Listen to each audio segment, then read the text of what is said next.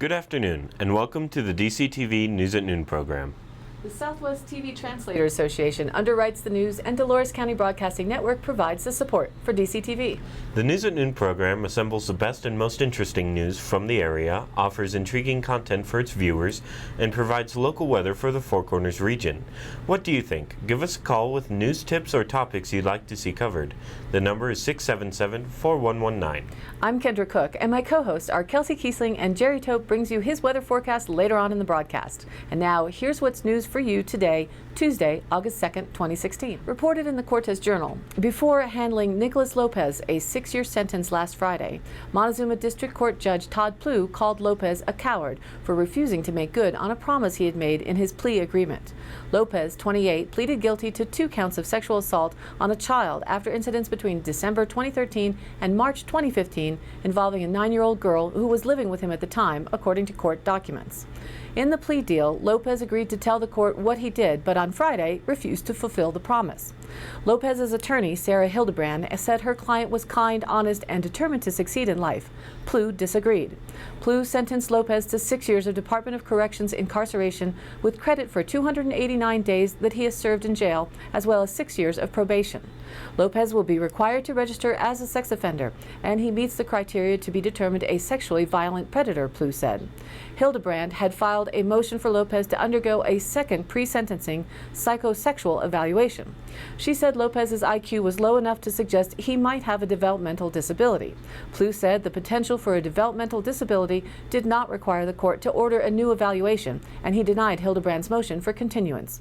District Attorney Will First acknowledged the defense's point of view, but implored the judge to proceed to sentencing Friday. The victim sat in court Friday with several family members, and First said the family did not want the case to proceed to trial. A cousin of the victim read a prepared statement to the court on behalf of the victim.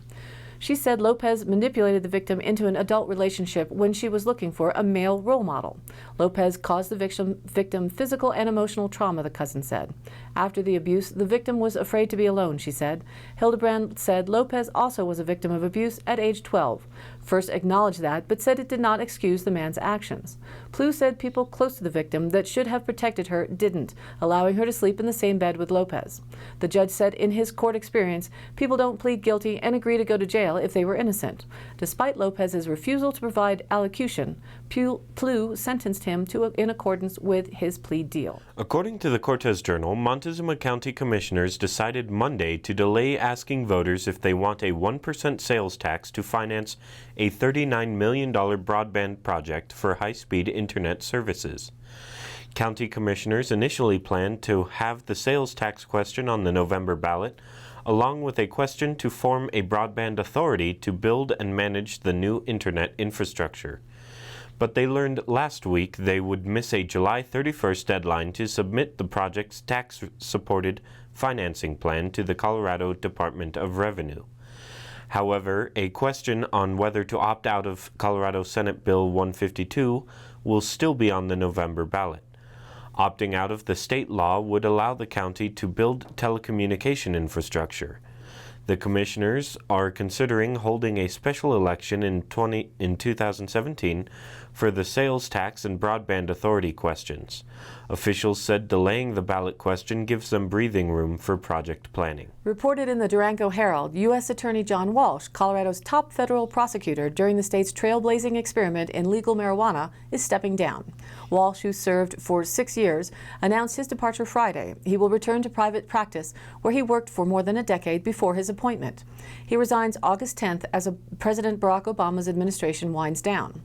In an interview Friday, Walsh said it was a high honor to be tapped to serve as leader of the Attorney General's Advisory Committee, advising federal prosecutors across the country on major policy and management issues. It gave Walsh the chance to play a key role in Justice Department policy as Colorado grappled with legalized recreational marijuana. Among the challenges, he said, was dealing with a surge in illicit drug traffickers growing weed among the state's sanctioned warehouses for shipment elsewhere. The federal government allowed Colorado's experiment on the condition that state officials act to keep marijuana from migrating to places where it is still outlawed and out of the hands of criminal cartels. But rather than crack down on the flourishing legal industry that attracted them, Walsh went after the traffickers, most of whom he said never made an attempt to comply with state law. Because Colorado is trying to keep its industry tightly regulated, Walsh said he saw no reason to end the legal pot trade. It's a work in progress, and the state has made some very important steps, Walsh said Friday. What is really heartening is we have a very strong working relationship with regulators who are focused on making sure public safety is protected, and this experiment Colorado voters have approved works in a way that doesn't harm people. Attorney General Loretta Lynch said Colorado is safer because of his prosecutions of organized crime, drug cartels, and gang violence. According to the Cortez Journal, it was disappointing but not unexpected when San Juan County heard this week that the Bureau of Land Management boundaries are changing. BLM State Office Director Ruth Welch met with county officials Wednesday in Silverton, and she confirmed that plans are on track to move San Juan County, which is 87% public lands, to the Rocky Mountain District, formerly called the Front Range District, by October 2nd. The realignment, which will move the county from the Southwest District to the Rocky Mountain District and from the Tres Rios to the Gunnison Field office, will eventually distribute workload and resources, the agency said. The new arrangement will also bring the Alpine Loop, a series of peaks popular among recreationists, under the jurisdiction of one field office. While the agency has said the move was an internal matter, San Juan County officials and community members have insisted they have a voice in the decision. Also, they added that redistricting, when Superfund is on its way, will throw an unneeded complication into the process. Wednesday's meeting allowed community members and officials to address the state office and ask questions about the realignment. However, the BLM has made clear that the decision to redistrict was made. Here's the Durango Herald report on the connection of the state of Colorado to the Gold King mine disaster. The Environmental Protection Agency continues to link the state to errors that resulted in the release of 3 million gallons of toxic mining sludge into the Animas River. In a one-year retrospective released Monday by the EPA, the federal agency is careful to underscore how the state was involved in planning that led to the blowout, which turned the Animas mustard yellow and deposited heavy metals. Throughout the winter and spring of 2015, EPA and CDRMS, Colorado Division of Reclamation, Mining and Safety, developed plans. During the 2014 to 2015 investigatory process with CDRMS, the EPA team concluded that the GKM, Gold King mine, at it was likely only partially full of water, the report says. An EPA team was attempting excavation work at the entrance to the Gold King mine near Silverton when debris gave way, leading to the historic spill. It is widely believed that the team should have done more to check pressure. Drilling a hole from above raised safety concerns and would have been significantly more difficult due to the steep terrain and the uncertainty of how stable the ground above the adit would be for drilling operations, the EPA retrospective explained. The state has attempted to distance itself from the planning that led to the blowout. DRMS did not have any authority to manage, assess, or approve any work at the Gold King mine, former Natural Resources Director Mike King wrote in a September 2, 2015 letter to the EPA just a week after the EPA internal report was released. The issue is likely to be highlighted as the state defends itself against a lawsuit filed by New Mexico in the U.S. Supreme Court. The state has until August 22nd to respond.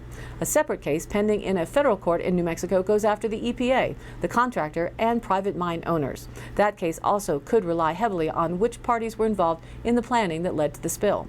In its one-year retrospective, the EPA claims to, quote, work together to achieve long-term solutions to prevent future releases and protect our vital water resources, end quote. The account does not offer much new information, largely recounting the circumstances that led to the August 5, 2015 blowout, which the EPA described as an inadvertent release.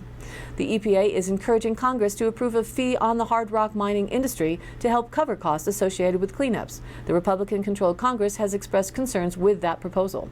Meanwhile, according to the Denver Post, federal authorities have confirmed for the first time that a criminal investigation into the 2015 Gold King mine spill is underway, saying their probe involves the U.S. Attorney's Office and came at the request of members of Congress. An estimated 161,000 inactive mines exist across the West, including 23,000 30,000 in Colorado. The watersheds of the San Juan Mountains contain about 400 inactive mines. According to the Cortez Journal, monsoons finally arrived in southwest Colorado this week after a couple of brief flirtations earlier this summer, promising more rain for a hot and dry Montezuma County. There were 2 weak monsoon surges from late June through July, said Joe Ramey, a meteorologist at the National Weather Service office in Grand Junction. The stronger third surge this week could hold the potential for flash flooding. The rain may bring relief from the hot, dry July. In July, the average high temperature was 91.3 degrees. The normal high for Cortez is 88.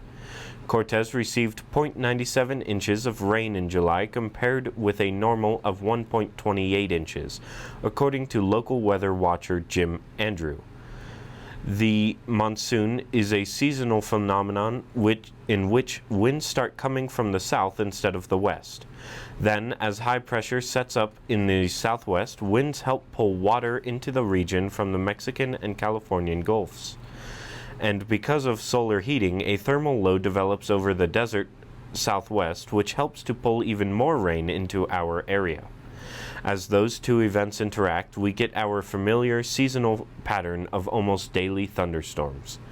And now, here's our weather report. Today's weather will still be similar to yesterday's. The moisture content of the clouds, which will build this afternoon, is very close to yesterday's levels. The wind element in forecast data earlier this week was curiously lacking until this morning. You may have noticed that there's not been noticeable wind with the shifting of these systems. Winds are not expected to change much even overnight as the remains of the high leave and the incoming moisture strengthens. This will allow the systems to move slowly and give more time for the rain to fall. So some heavier rain than is forecast is likely once any individual storm gets cranked up. Some sparse activity will continue through the night tonight as well. Initial moisture estimates for the week's rainfall given yesterday have changed. Lower amounts are higher, higher amounts are a little lower. This is again due to the lack of strong winds driving these systems in and out. Nevertheless, Thursday and Friday together are still expected to give an inch or more. The rest of the days from today till Sunday between 1 and 2/10 of an inch each. About 2 to 3 p.m. this afternoon is when things will start. Wednesday and Thursday will each have a morning lull in activity. Then activity is expected to be pretty constant until late afternoon Saturday.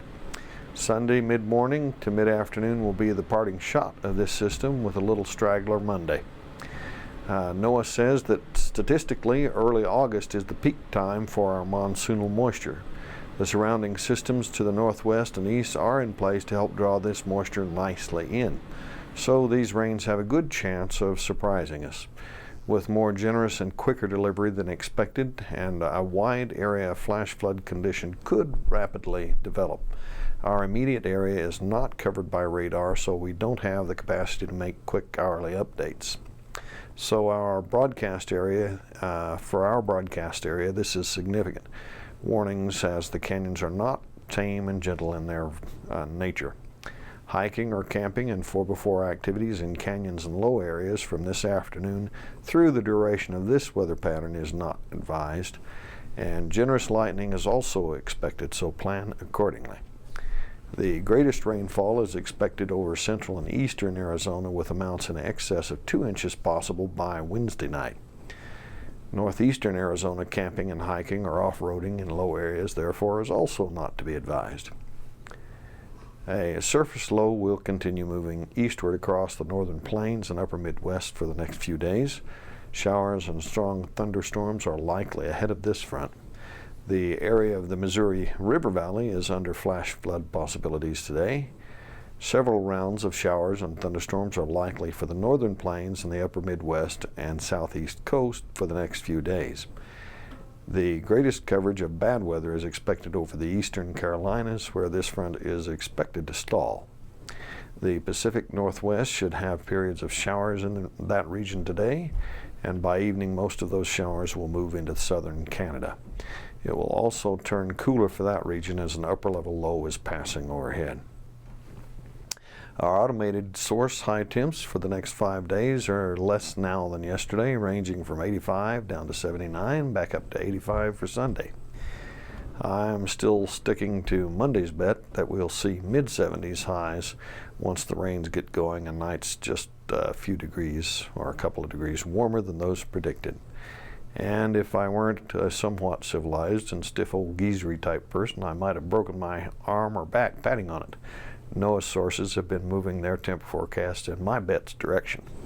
Now back to the news. According to the Cortez Journal, Adams State University has agreed to rescind a no trespass order banning a former professor who criticized administration practices from its Alamosa campus, and to pay $100,000 to settle a lawsuit filed by the ACLU based on claims that the university violated free speech and due process rights. From May 2011 to June 2015, Ledone taught in the mass communications program and performed video production work for Adams State. In September 2015, after his employment at the university had ended, he launched watchingwilliams.org, and Ledone posted a series of articles on the site criticizing the pay disparity between faculty and the administration and alleging that Adams State had violated the Colorado Wage Act by not making timely payments to adjunct professors. 2 days later, University President Beverly McClure banned Ledone from Adams State. McClure made unsubstantiated public claims that Ledone had engaged in harassment, direct and indirect threats, and terrorism, the ACLU said. From the Gazette, Caitlin Durbin wrote, Colorado law enforcement agencies say ever-changing marijuana regulations have them overwhelmed. They're asking the state for a reprieve. In May, heads of Colorado Association of Chiefs of Police, the County Sheriffs of Colorado, and Colorado District Attorneys Council wrote a letter to the members of legislative leadership seeking a 2-year moratorium on new marijuana regulations in order to bring all officers into compliance with enforcement expectations. Officers cannot keep up with the quantity and speed of constantly changing marijuana laws, their letter said, noting 81 bills have been introduced in the last 4 years. Rapid-fire legislation has created what Greenwood Village Police Chief John Jackson, a member of CACP, calls a cavernous void between what the state is proposing and the effect it has on the people charged with enforcing those laws. In many cases, those who are loudly cracking down on illegal marijuana activity are criticized, Jackson said, citing Pueblo County Sheriff's Office as an example. The office has busted about 40 illegal marijuana grows since March, some of which have led to federal indictments, but other agencies are not following their lead. Fear of the unknown consequences of how authorities should interact with the changing conditions is causing nervousness within the law enforcement community. Communities are also suffering under the changes, the letter from police organizations said. Illegal home grows are popping up in neighborhoods across Colorado, officials said. Growers are altering homes, burdening electrical systems, polluting the septic systems, and smuggling drugs out of state, they said. Recognizing those issues, Colorado Springs Fire Marshal Brett Lacey recently asked City Council to consider stricter regulations on residential home grows to help prevent illegal activity and give the city teeth to prosecute when needed. The letter also cites concerns about the potency of edibles leading to overconsumption and hospitalizations. A study published last week in the online medical journal JAMA Pediatrics found there had been an increase of young kids making emergency room visits after accidentally consuming marijuana. However, when you look at that closer, it is raised from several emergency room visits in 365 days of one calendar year to just 16 emergency room visits over the course of the last year. Also, doctors who continue to dole out irresponsible extended plant counts made law enforcement's list of concerns in their letter, but state officials have started addressing that. 4 Colorado physicians, including one in Colorado Springs, had their licenses suspended this month after the Colorado Medical Board said they wrongfully allowed hundreds of people to grow extra medical marijuana plants.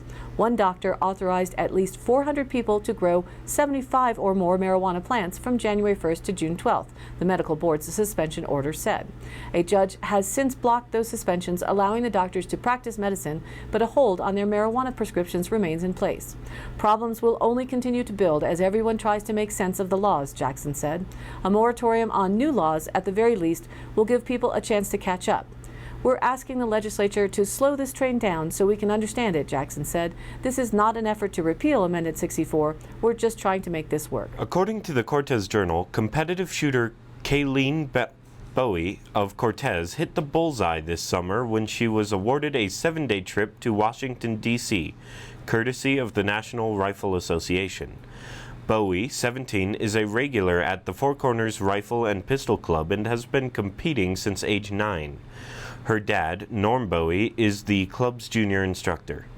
She was accepted into the NRA's National Youth Education Summit Capital Tour because of her success in the sport and academics. The YES program was launched in 1996 to encourage America's youths to become active and knowledgeable citizens. Along with other youths who were awarded the trip, she visited George Washington's Mount Vernon, the Lincoln Memorial, World War II Memorial, U.S. Supreme Court, and White House.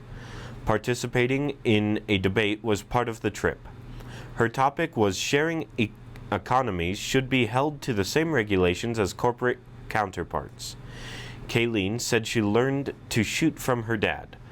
They shot a lot of cans together and went on hunting trips. Then one Friday night, some friends invited her to the local shooting range, and she was hooked. She has been an avid competitive shooter for the Four Corners Rifle and Pistol Club for the past 8 years, competing with a .22 caliber rifle. She also competes at the National Olympic Training Center in Colorado Springs with a .22 rifle and an air rifle. Kayleen credits her success to persistent practice and good coaching from her dad, who built her a shooting range at their county home. Stan Bush reported for Denver CBS on the case of a music event where neighbors thought there was an earthquake.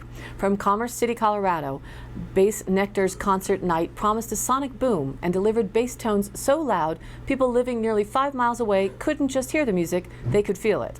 "I thought it was an earthquake. I looked and realized it was bass," said Joe Quinlan, a complainant to the Commerce City City Council. Quinlan called the board negligent for allowing Bass Nectar to have a permit at all. This isn't the first time Bass Nectar has irked neighbors. In Morrison, residents were so angry last year that they convinced Red Rocks Amphitheater to cap decibel levels, effectively banning Bass Nectar. Last September, Bass Nectar announced on Twitter the search for a new Colorado home and a promise to be loud. Commerce City Mayor Sean Ford said the city did not research the band before issuing the concert permit. Commerce City imposed the most stringent ordinance possible to permit the event, said Ford. But despite a flurry of complaints, Commerce City has refused to denounce Bass Nectar, defending the concert for staying within the noise thresholds outlined in the permit of 85 dBA for treble tones and 105 dBc for bass tones. Scott Wilson, a neighbor living close to Dick's Sporting Good Park, says it doesn't matter. He recorded noise at 72 decibels on his porch and says his entire house shook. The city says they will review the process for issuing concert permits, but change hasn't been promised. Ford says Dick's Sporting Goods Park was established in a remote area with the understanding that events would get loud, and cautioned anyone living in the area that noise from concerts and sporting events should be expected. Closer to home, the Dolores County Commissioners are holding a special meeting on Monday, August 8th, to hear further details involving the request for a special permit at the Lone Cone Mountain Resort, formerly Old Buckhorn Lodge, and surrounding leased lands to host what they call an ethereal music festival for 3 days, August 19th through the 21st, in Red Vale near Norwood. They are proposing to present 3 days of music from 2 p.m. to 2 a.m. with on-site camping and a couple of hundred of acres or so. Some of the headline music groups named on their poster are Riot 10, The Whittler, and Cyberpunk. They plan to have vendors on site, and at this point, probably not alcohol sales, and marijuana sales are not allowed in Dolores County. But the website indicates they are 420 friendly, also known as marijuana or cannabis friendly, and they are eager to work with the related agencies in the area to make this a safe and successful event. It is public info that while Colorado permits medicinal and recreational or adult use marijuana, it is still illegal to be in possession of the substance while on federal lands. Much of the surrounding area are Forest Service lands. One of the concerns brought up at yesterday's commissioners' informational meeting, where owner Jody Ellis addressed the group, was that the location is in direct proximity to the state wildlife lands, where it is a destination big game hunting spot. Archery season starts the week after the event, and depending on the size of attendance to the venue, the increase in traffic and noise is part of what will need further assessment. The commissioners have put out notice that if anyone has concerns or questions, to call them or attend the meeting at 10 a.m. on Monday, August 8th, here at the courthouse building. According to the Durango Herald, cursive writing was supposed to be dead by now. Schools would stop teaching it, kids would stop learning it, everyone would stop using it. The Common Core standards adopted by most states in recent years no longer required teaching cursive in public schools, and the widespread reaction was succinct. Good riddance. But like Madonna and newspapers, cursive has displayed a gritty staying power, refusing to have its loop-de-loops and curlicues swept to the dustbin of handwriting history. Just last month, Louisiana passed a law requiring that all traditional public schools and public charter schools begin teaching cursive by 3rd grade and continue through 12th grade. Arkansas legislators passed a law mandating cursive instruction last year, and 10 other states, including Virginia, California, Florida, and Texas, have cursive writing requirements in their state education standards. The cursive comeback is championed by a mix of educators, researchers, parents, and politicians who lament the loss of linked letter writing and cite studies that learning cursive engages the brain more deeply, improves fine motor dexterity, and gives children a better idea of how words work in combination. And some also just like the way it looks. Quote, "I think it's really discouraging to get a note from a college graduate that is printed like a second grader," said Beth Mizell, the Louisiana state senator who introduced the cursive writing bill in her state. The Republican lawmaker said she acted when she heard from a surveyor who told her he couldn't find young people who could read the notes on old land documents. A grandmother, Mitzel, said she was shocked to find out that students were no longer learning cursive in school.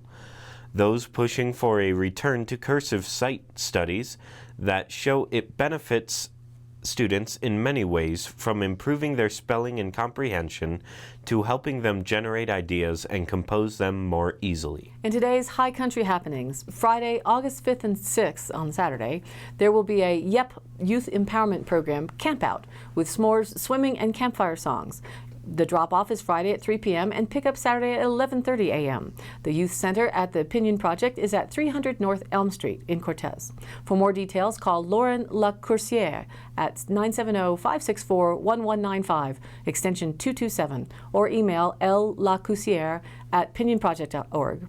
The SCCC's Fire Science Technology program offers courses for both those who are interested in beginning a career in firefighting or for those who are already firefighters wanting to further their career. Apply today or call 970-247-2929, extension 7206, to learn more from Southwest Colorado Community College. August 8th, next Monday, the Cortez Public Library presents the documentary film At the Fork, shown at the Sunflower Theater at 7 p.m. Filmmaker John Papola and wife Lisa examine how farm animals are raised for consumption. Doors open at 6:15 p.m. Admission is a suggested donation of $5.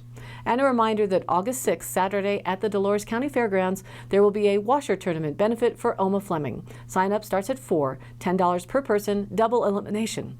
Burgers are available for $7 and hot dogs for $5, starting at 5 p.m. A special drawing for the outdoor fire pit table will be picked at 6:30 p.m. Tickets for that are $2 each, or $10 for 6. Tickets can be purchased at the Commissioner's and Extension Office. All proceeds go to Oma to help with medical expenses as she recovers from the elevator accident. All of the happenings are posted to our DCTV News at Noon Facebook page, along with the embedded YouTube replays of the live show and the exclusive DCTV 5-day forecast.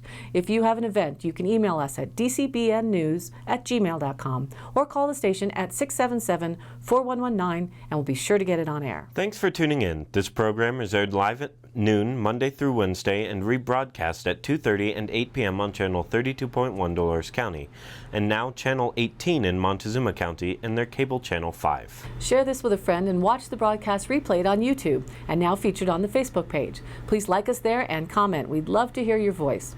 Our Talk Tuesday special guest, Kathleen Kiesling, will be rescheduled to next week. Today, we'd like to open the phone line to talk about larger scale festival type events, like what we talked about earlier in the broadcast. What has your experience been? What do you think? And that's what we'll be talking about directly following the news. For Kendra Cook, Jerry Tope, and everyone at DCTV with the News at Noon program out of Dove Creek, USA, I'm Kelsey Kiesling. Stay tuned for Talk Tuesday, and then we'll see you back here again tomorrow. And now, Talk Tuesday. Awesome. So yes, again, we apologize for our guest had some issues that needed to be dealt with. So she will be with us back next Tuesday to discuss the Dolores Market and all the projects that she's involved with on the local community level.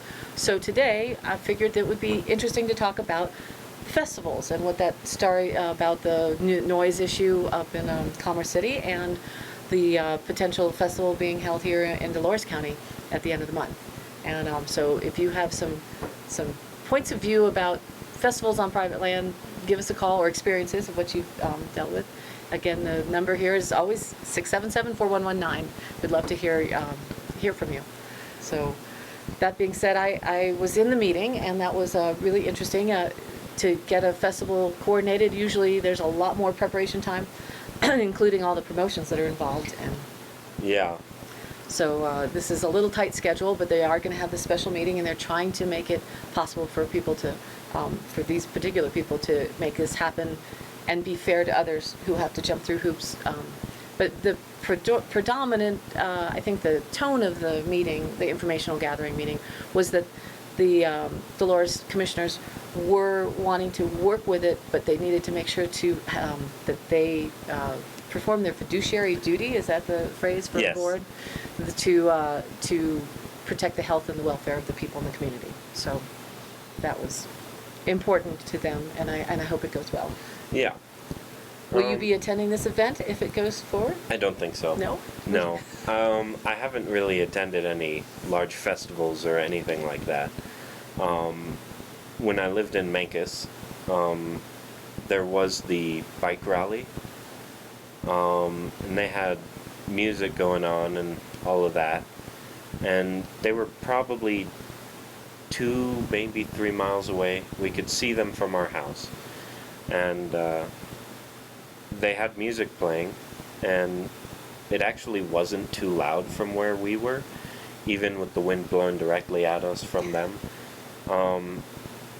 But we were 2 or 3 miles away, and I don't know how anybody else closer felt about that.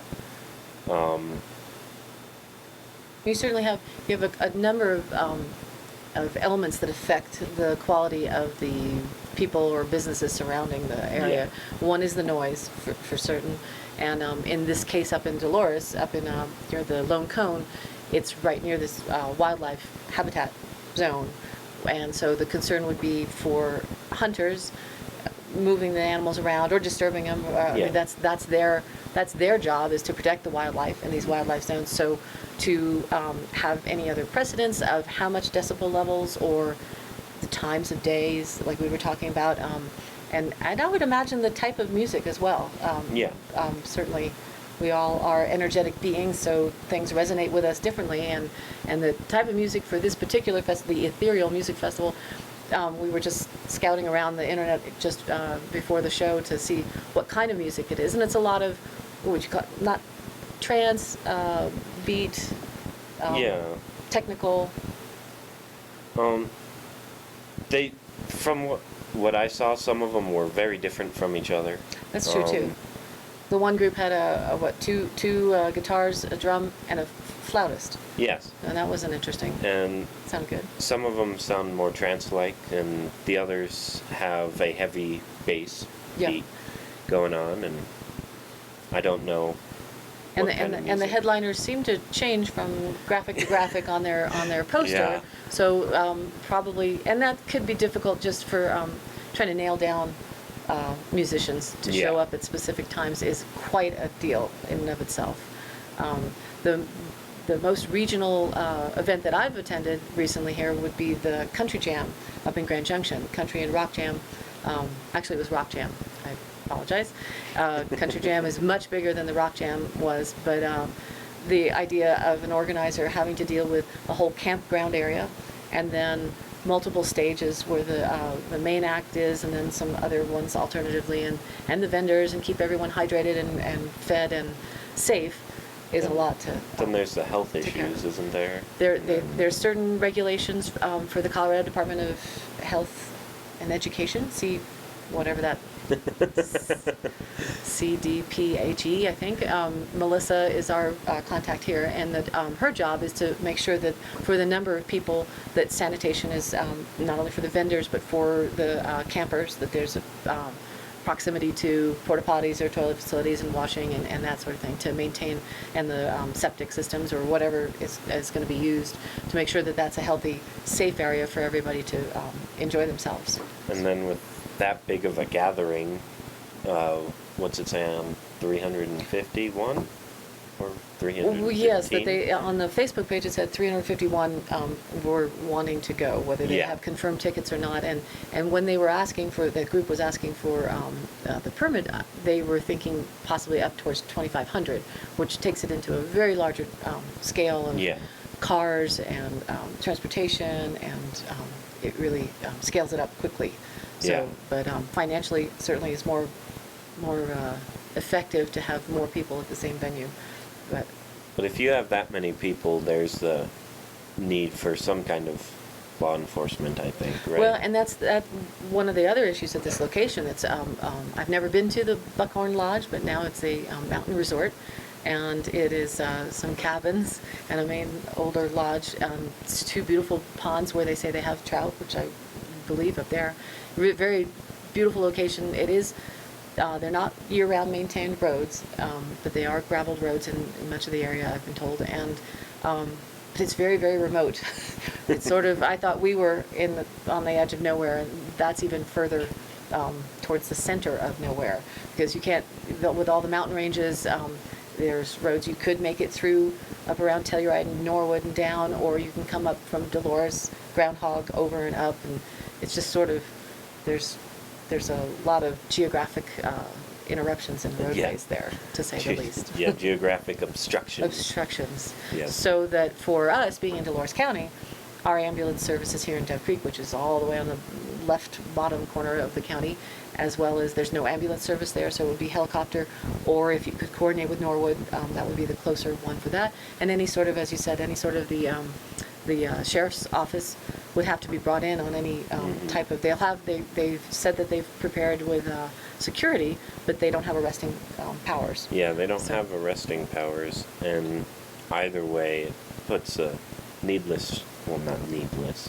it just puts a stress on them. But it puts a strain on our law enforcement.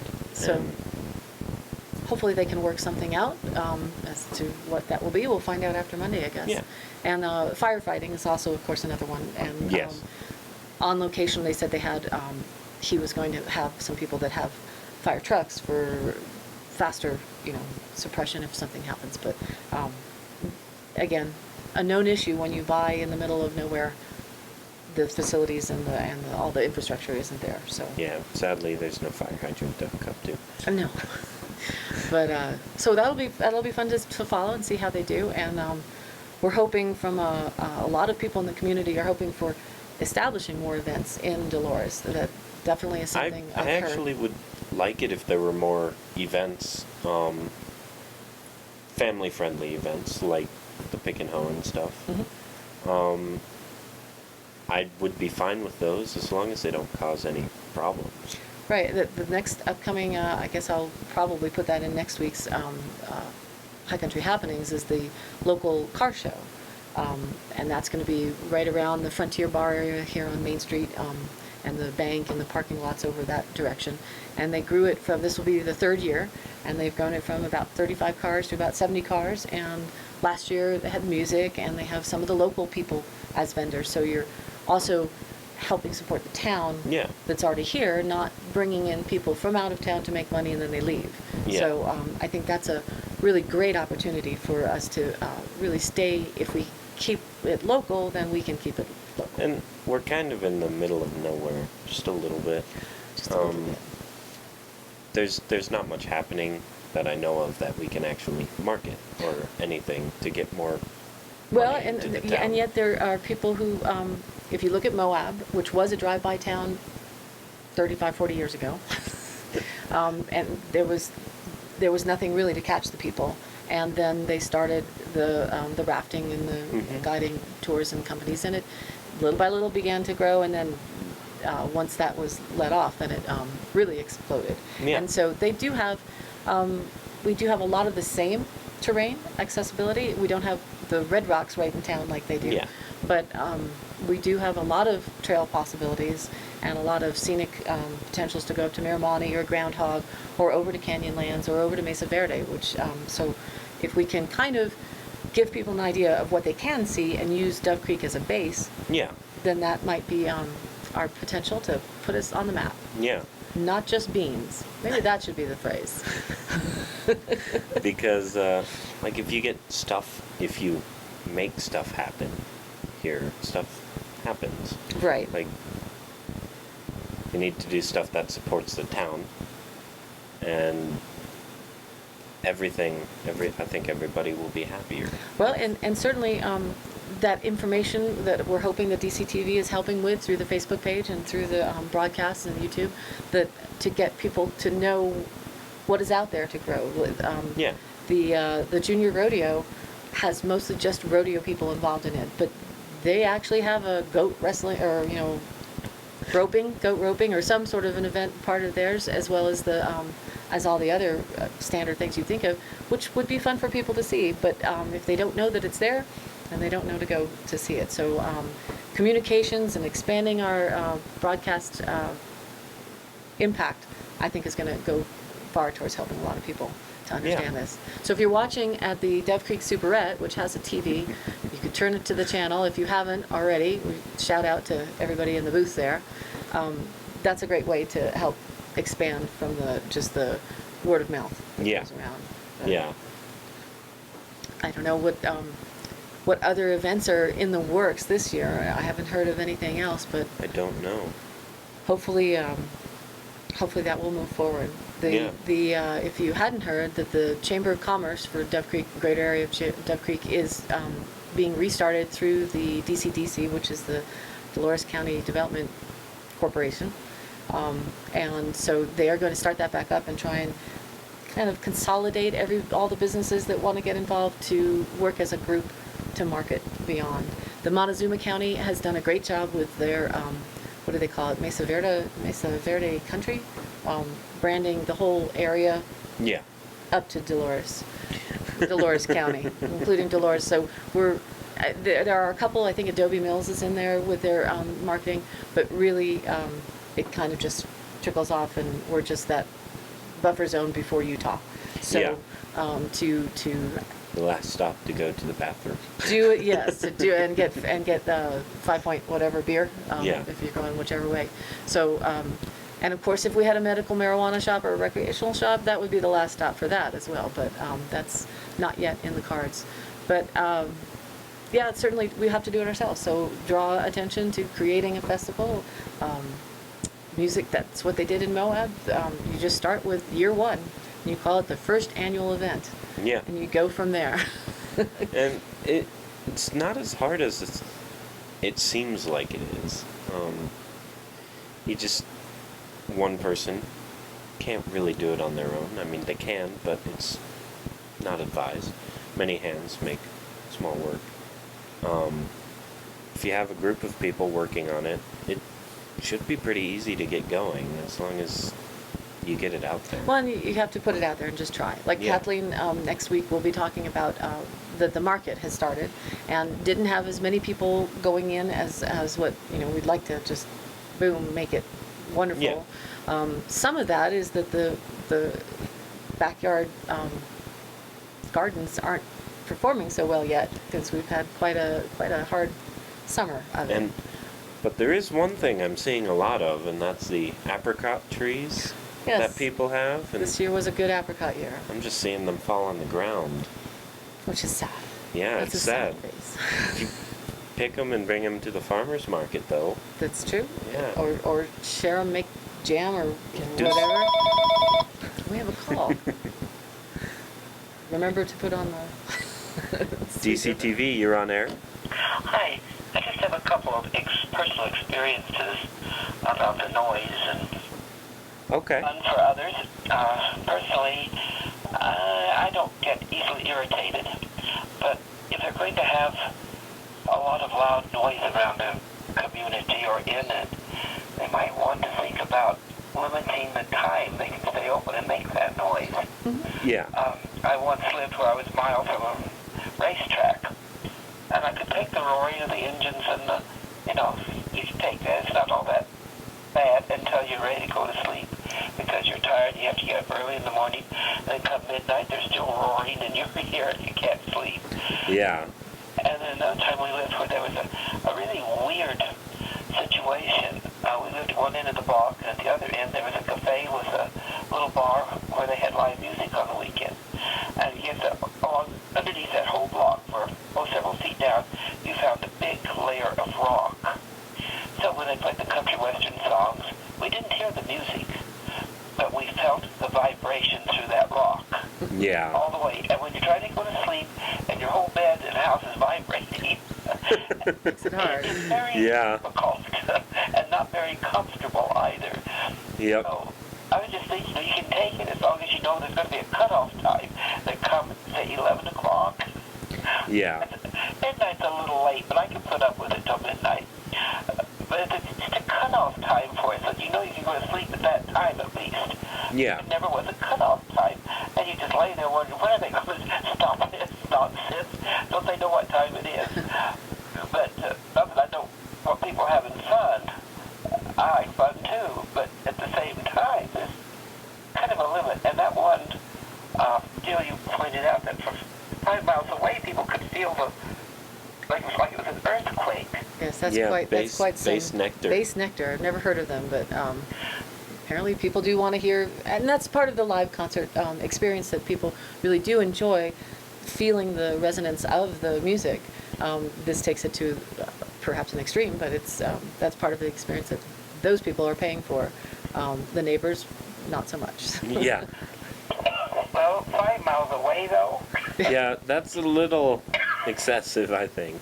Someday they're going to do that, and something valuable is going to fall off the shelf, and they're going to get sued for it. Yep. And in this area, there are a lot of people that have valuable belongings that's been handed down.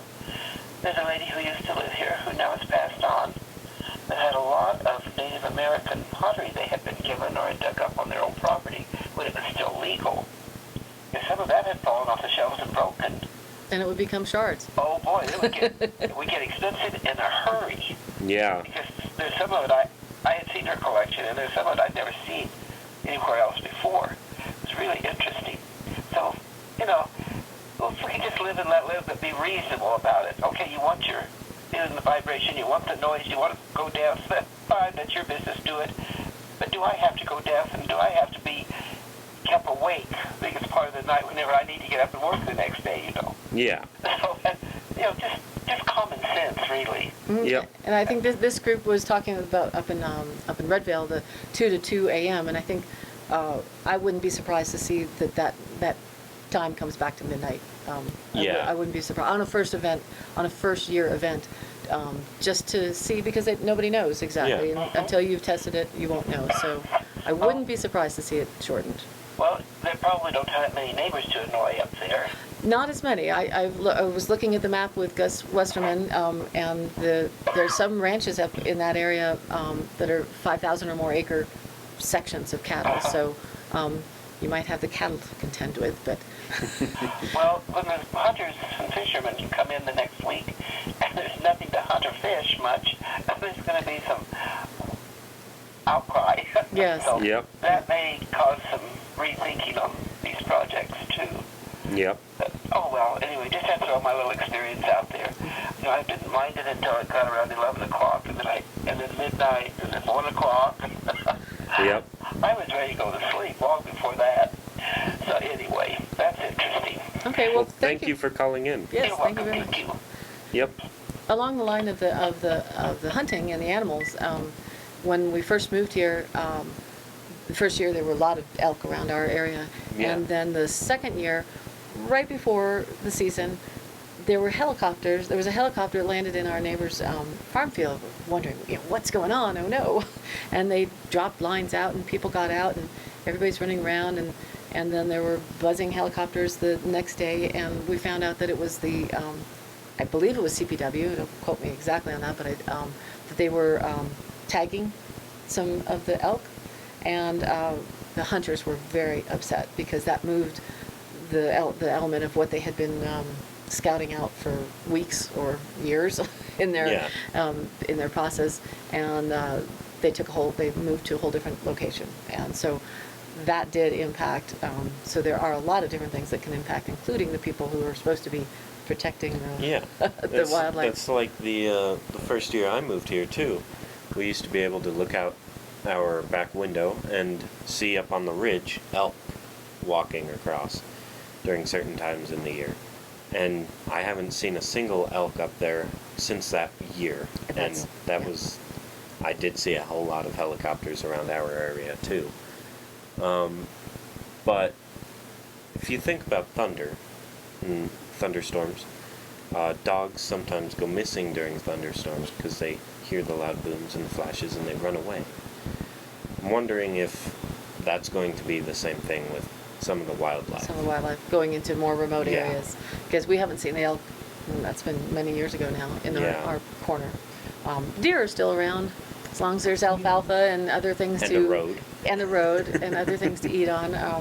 And the wild turkey are in the forest. Seen a few of those. Yeah. So those are good opportunities this fall. I appreciate the hunters, and then I also, it's one of those things just like tourists, they're coming in and they're taking care of certain populations, and they're providing economic benefits for a lot of people, and then they're also taking up space on the road and turning in strange places that they don't know, or there's a concern for who's shooting what where and that sort of thing. At least it gives the search and rescue team something to do. Does that work? If we have more water releases, we'll have maybe more of that too. Yep. So hopefully there'll be people that are stepping up and want to get organized and do some of these events and just start them out and get them going. And I hope with the chamber that moves forward, and with any individuals as well. The car show, as I said, is August 20th is the day for that, and hope that is a success.